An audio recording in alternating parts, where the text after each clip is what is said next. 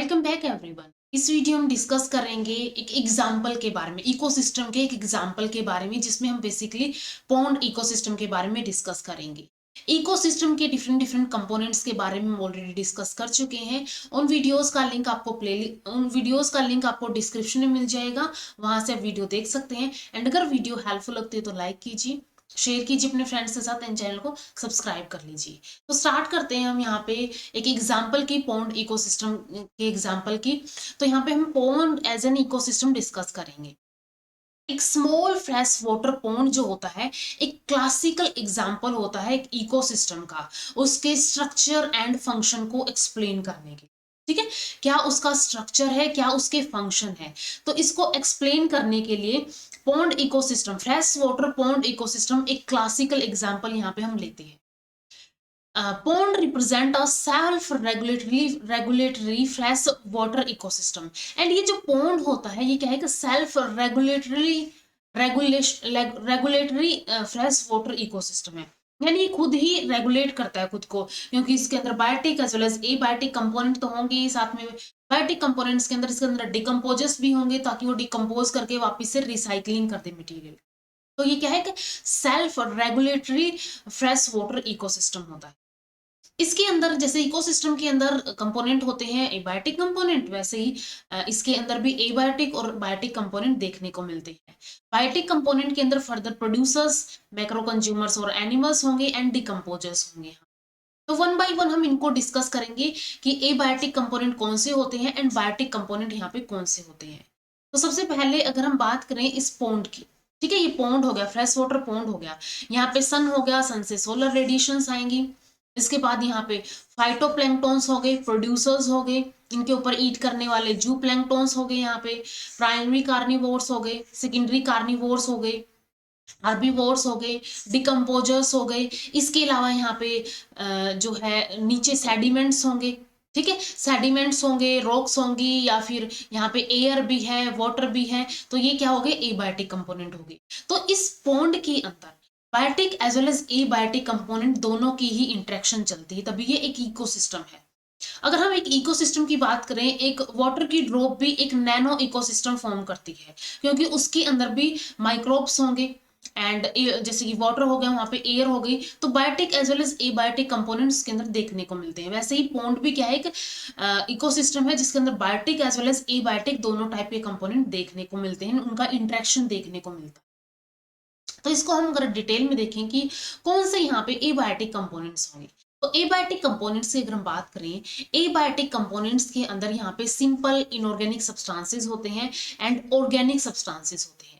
Simple inorganic substances के अंदर water होगा, कार्बन डाइऑक्साइड होगी, ऑक्सीजन होगी, नाइट्रोजन होगी, कैल्शियम, फास्फोरस, ये सब चीजें यहाँ पे देखने को। ठीक है, सिंपल इनऑर्गेनिक कंपाउंड सब्सटेंसेस के अंदर water, carbon dioxide, oxygen, nitrogen, calcium, phosphorus ये मिलेंगे एंड इनके कंपाउंड मिलेंगे। ठीक है, इन सिंपल इनऑर्गेनिक सब्सटेंसेस के कंपाउंड मिलेंगे, जैसे कि वाटर के कंपाउंड हो गए, कार्बन डाइऑक्साइड के हो गए, ऑक्सीजन के हो गए, नाइट्रोजन के हो गए, कैल्शियम के हो गए, फोस्फोरस के हो गए। एंड ऑर्गेनिक सब्सटेंसेस यहाँ पे मिलेंगे जैसे कि अमीनो एसिड्स एंड ह्यूमस हो गया। ठीक है, ये ऑर्गेनिक सब्सटेंसेस यहाँ पे मिलेंगे।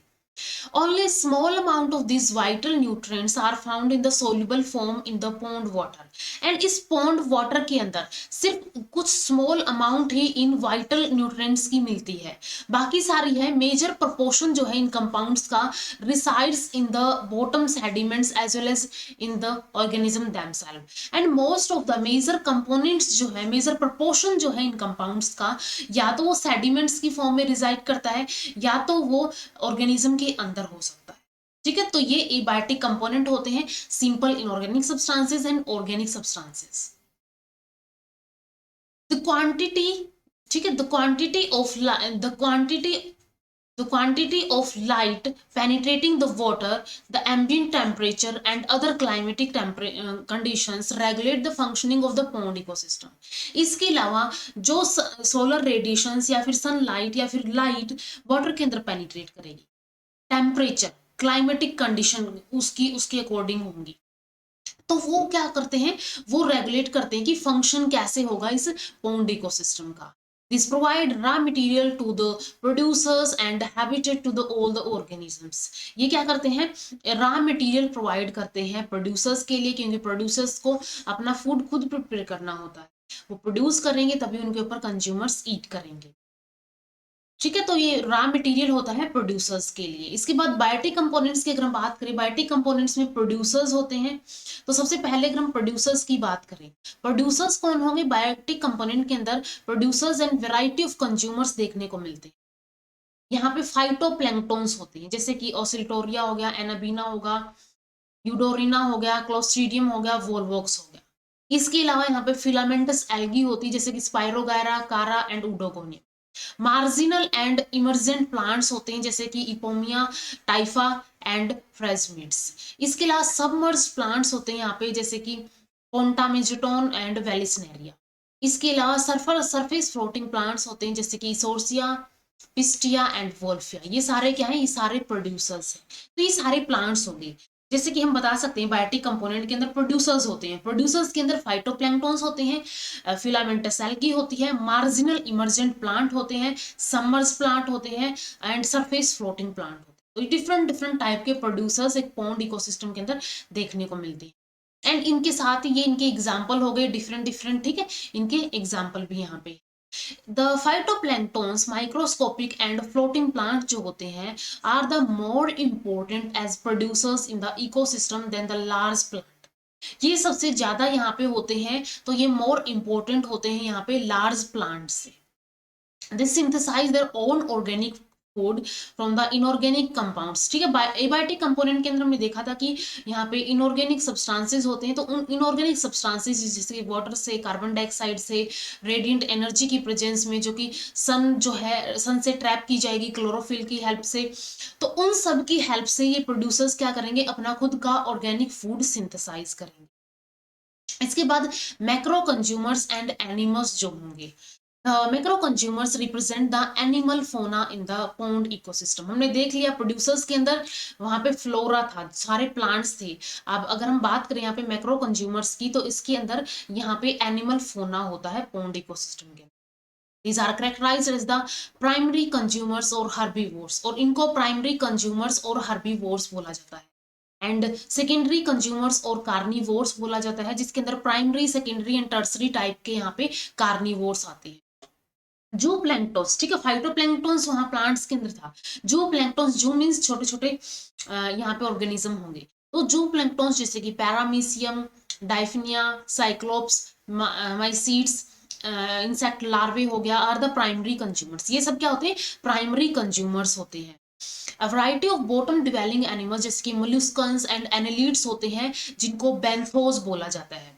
benthos क्या होंगे, जो bottom dwelling organism होंगे, animals होंगे, वो भी इसी कैटेगरी से बिलोंग करते हैं। These primary consumers are eaten by small fishes। अब यहाँ पे क्या था, सबसे पहले हमने यहाँ पे बात की थी, सबसे पहले यहाँ पे थे फाइटोप्लैंक्टन्स। फाइटोप्लैंक्टन्स जो है इनको जू प्लैंक्टन्स ईट करेंगे।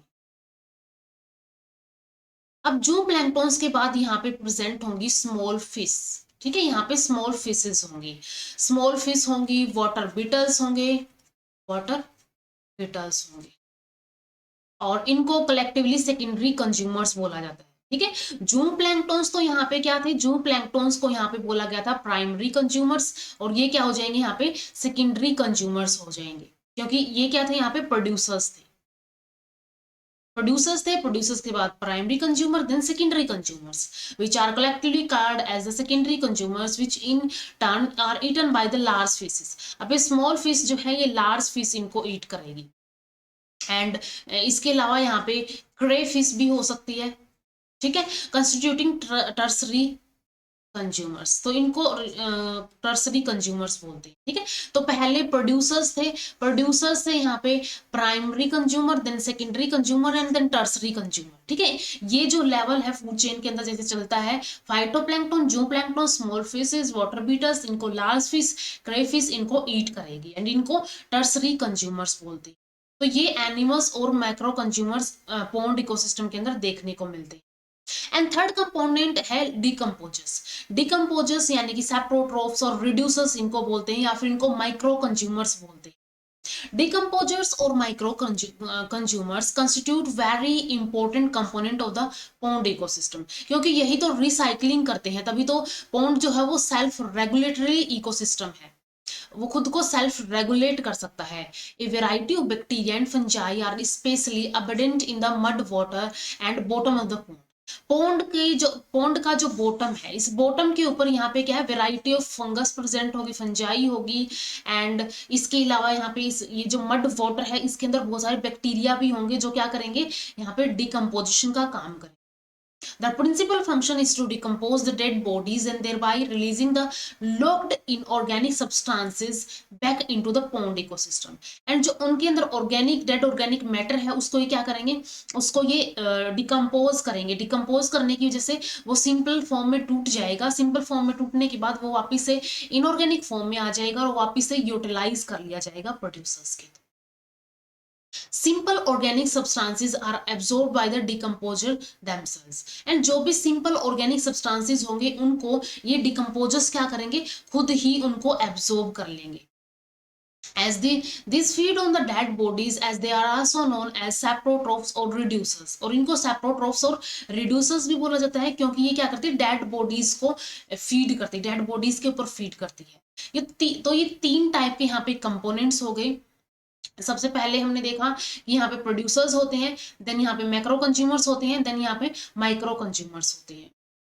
Thus there is a cyclic exchange between the material, between the living community and the abiotic environment of an ecosystem. हमने देखा कि यहाँ पे मटेरियल्स का एक्सचेंज चलता रहता है। मटेरियल्स का एक्सचेंज कैसे चलता है यहाँ पे, सबसे पहले प्रोड्यूसर्स क्या करेंगे, जो सिंपल इनऑर्गेनिक कंपाउंड है उनको यूज करके प्रोड्यूस करेंगे, ठीक है, प्रोड्यूसर्स प्रोड्यूस करेंगे, देन उनके ऊपर कंज्यूमर्स ईट करेंगे। कंज्यूमर्स एंड प्रोड्यूसर्स का जब डेथ एंड डिके हो जाएगा तो डिकम्पोजिशन की हेल्प से वो वापिस से सिंपल फॉर्म के अंदर रिलीज कर दिए जाएंगे उस इकोसिस्टम के अंदर, तो वापिस से यूटिलाइज कर ली जाएंगे। तो ये एक cyclic exchange between the abiotic components and biotic component चलता रहता है। Sometimes ponds may be distinctly stratified into two zones, ठीक है, कई बार पॉन्ड को दो जोन्स के अंदर डिवाइड किया जाता है, दो जोन्स के अंदर स्ट्रेटिफाइड किया जाता है। एक होता है यहाँ पे प्रोडक्शन जोन। प्रोडक्शन जोन क्या होगा, ये अपर पार्ट होता है जिसको यूफोटिक जोन बोलते हैं, जिसके अंदर लाइट आती है और the pond ecosystem.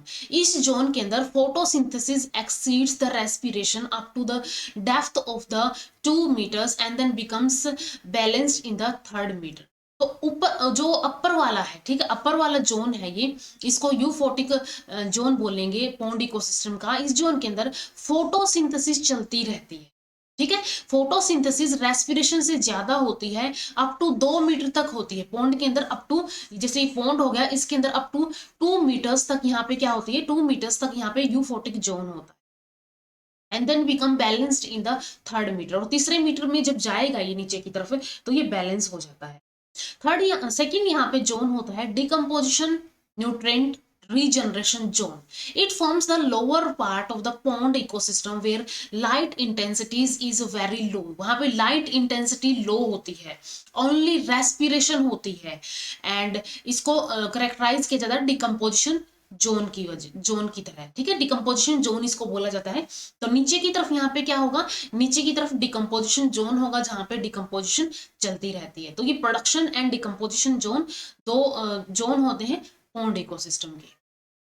The functional boundary between autotrophic zone and heterotrophic zone. Autotrophic zone क्या होंगे, जो कि प्रोड्यूसर्स होंगे, एंड हेटरोट्रोफिक जोन जो कि प्रोड्यूसर्स के ऊपर ईट करेंगे। इनके बीच में अगर हम फंक्शनल बाउंड्री की बात करें, the point at which the plants are able to balance food production and its utilisation, जहां पे ये प्लांट अपने एबल हो जाए बैलेंस फूड प्रोडक्शन एंड इसके यूटिलाइजेशन, ठीक है, यूटिलाइजेशन एंड प्रोडक्शन जहां पे बैलेंस हो जाए, वहीं वो पॉइंट होगा जहां पे ये जोन इनको अलग किया जा सकता है। इसके बाद ये हमने देखा था कि ऊपर की साइड यहाँ पे क्या होता है, यूफोटिक जोन होता है, एंड नीचे की साइड क्या होता है, डिकम्पोजिशन जोन होता है, जहां पे क्या होगी, डिकम्पोजिशन होगी।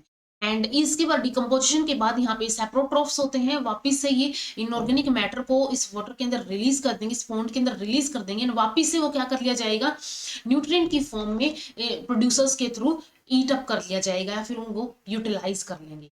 तो ये एक पॉन्ड इकोसिस्टम हो गया जिसके अंदर biotic as well as abiotic दोनों टाइप के ही कंपोनेंट देखने को मिलते हैं। एंड कैसे इनका कौन कौन से यहाँ पे डिफरेंट डिफरेंट कंपोनेंट होते हैं, डिफरेंट डिफरेंट एग्जाम्पल्स होते हैं। तो यहाँ तक हमने एक एग्जाम्पल की बात कर ली इकोसिस्टम को के बारे में, जैसे कि पॉन्ड इकोसिस्टम के बारे में। नेक्स्ट वीडियो में हम डिस्कस करेंगे लाइक कुछ और टॉपिक है, लाइक फूड चेन हो गई, ट्रॉफिक लेवल हो गई, फूड वेब हो गई, उन टॉपिक्स के बारे में हम डिस्कस करेंगे। तो इस वीडियो में इतना ही, मिलते हैं नेक्स्ट वीडियो के अंदर। एंड अगर वीडियो हेल्पफुल लगी हो तो लाइक कीजिए, शेयर कीजिए अपने फ्रेंड्स के साथ, एंड चैनल को सब्सक्राइब कर लीजिए। Thank you so much.